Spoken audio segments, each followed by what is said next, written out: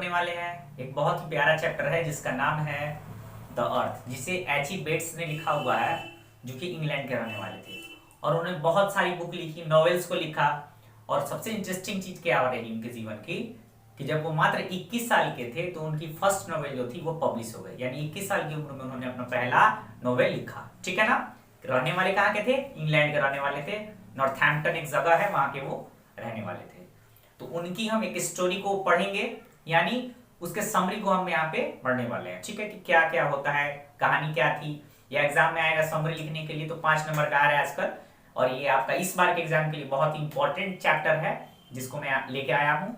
उसको आप अच्छे से समझ लीजिए और फिर एग्जाम में अगर आए तो बेहतर से आप लिख पाएंगे उसको। ठीक है, तो आइए हम देखते हैं। स्टोरी का नाम है द अर्थ। ठीक है, the earth H E Bates ने लिखा है। उनका जन्म 1905 में हुआ, 1974 में उनकी मृत्यु हो गई, यानी डाइड इन 1974। इंग्लैंड के रहने वाले थे। अब हम बात करते हैं इस कहानी की। ठीक है, मैं लाइन बाय लाइन बोलूंगा और उसका हिंदी आपको समझाते चलूंगा। यानी कहानी आप हिंदी में समझ लीजिए, फिर इंग्लिश में भी मैं बोलूंगा और फिर लास्ट में एक पेज पे लिखा हुआ मैं उसका डाल दूंगा, जहां से जाके आप उसका स्क्रीनशॉट ले लीजिएगा और उसको अपने कॉपी में नोट करके याद कर सकते हैं। ठीक है, तो आइए हम लोग पढ़ाई करते हैं। ये कहानी शुरू होती है एक किसान से जिसका नाम रहता है जॉनसन। ठीक है, जॉनसन नाम है उस किसान का और उसका एक बेटा है जिसका नाम है बेंजी। ठीक है ना।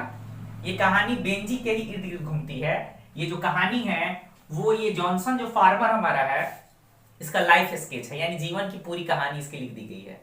बेंजी के साथ क्या घटना हुई और जॉनसन के साथ क्या घटना हुई।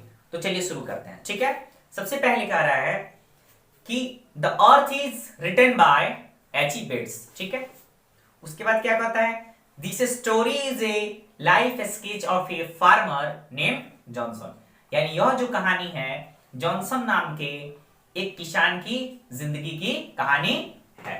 आगे लिखा हुआ है and his son name was Benji, he was simple minded. यानी उसका जो लड़का है बेंजी वो सिंपल माइंडेड है, यानी वो ज्यादा सोच विचार करने वाला लड़का नहीं है, एकदम नॉर्मल लड़का है। यानी जो हम नॉर्मल लोग होते हैं हमसे थोड़ा अलग है वो। ठीक है ना।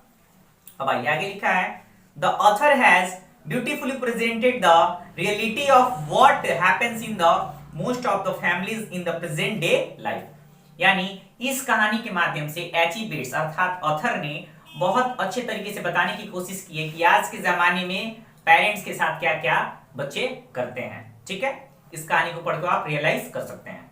तो चलिए देखते हैं क्या है। The family contains 3 members, father mother and son. यानी वो ऐसे परिवार की कहानी है जिसमें मात्र 3 व्यक्ति रहते हैं, माता पिता और पुत्र। ठीक है, आगे देखते हैं। Benji was a simple minded person. The story very well depicts the laziness of parents and also selfishness and cunningness of a son named Benji। यानी ये जो कहानी है ये बहुत बेहतरीन तरीके से प्रदर्शित करती है एक परिवार की कहानी को। ठीक है, जिसमें बेंजी जो लड़का है वो सिंपल माइंडेड है, यानी उसको ज्यादा दिमाग वगैरह नहीं है।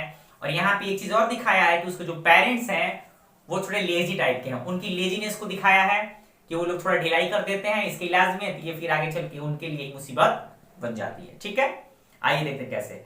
Johnson was a landless farmer. अब बात करते हैं जॉनसन की।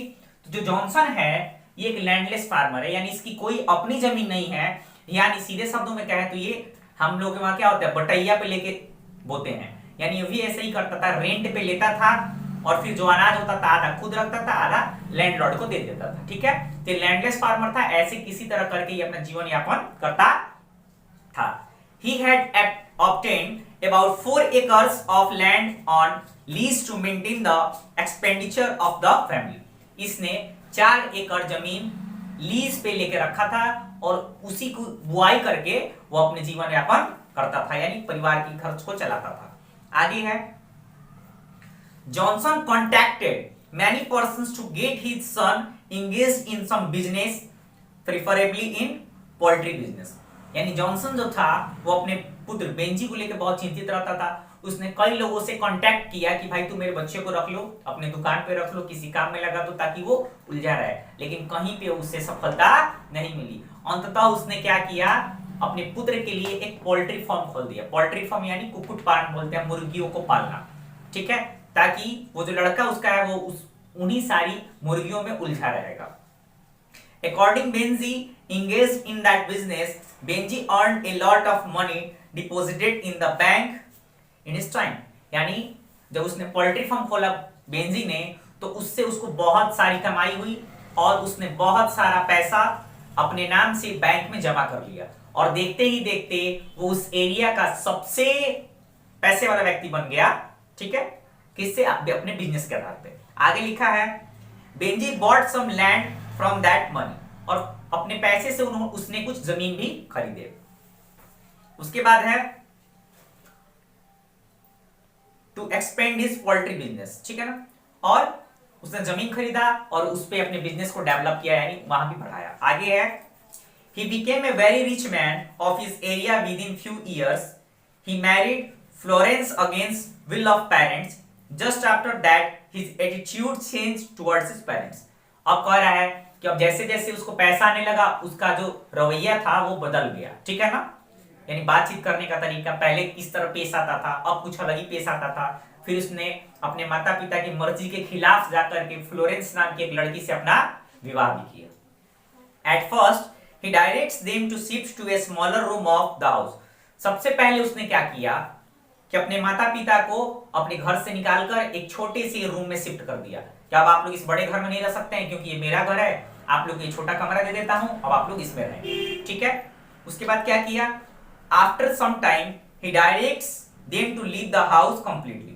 कुछ दिन के बाद उसने कहा कि ये काम करिए, ये मेरा घर है, अब आप लोग मेरे घर को छोड़ दीजिए क्योंकि ये मेरे पैसे का घर है, आप लोग इसमें नहीं रह सकते हैं, ठीक है।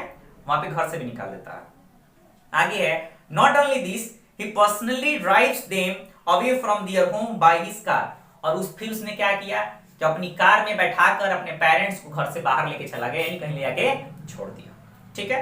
thus the story is a true description of wrong dealings and behavior of a son with his parents that happens at present। यानी कहने का तात्पर्य क्या हुआ, इन सारी बातों से आपको क्या पता चला, मोटा मोटी मैंने समरी में सारी बातों को बताया भी आपको, यानी इस बातों से हमें ये पता चलता है कि ये जो कहानी है, इस कहानी के माध्यम से हमें क्लियरली पता चलता है कि आज के समय में जो सन है, यानी जो बेटे हैं, अपने माता पिता के साथ कैसा बिहेव करते हैं, उनको कैसा रखते हैं। आप लोगों ने एक बात तो सुनी होगी ओल्ड एज होम के बारे में, जैसे ही पेरेंट्स बूढ़े हो जाते हैं बच्चे उनको छोड़ देते हैं, अपने घर से निकाल के वहां लेकर डाल देते हैं, कभी कभी मिलने जाते हैं, तो ऐसा नहीं होना चाहिए, ठीक है। तो गाइस यहाँ पे हमारा चैप्टर खत्म हुआ और मैं इसका फोटो लेके डाल दूंगा, अभी इसके साथ ही वीडियो के साथ डाल दिया जाएगा, कुछ सेकंड का होगा, वहां पे आप जाके स्क्रीनशॉट ले लीजिएगा उसका, ठीक है। और फिर कहीं दिक्कत आ रही है, नहीं समझ में आ रही है बात, तो आप कमेंट करके हमें बता दीजिएगा, तो हो सकता है हम इसका एक और वीडियो बना के आपको समझाने की कोशिश करेंगे, ठीक है। तो आज के लिए जय हिंद, मिलते हैं फिर नेक्स्ट वीडियो में।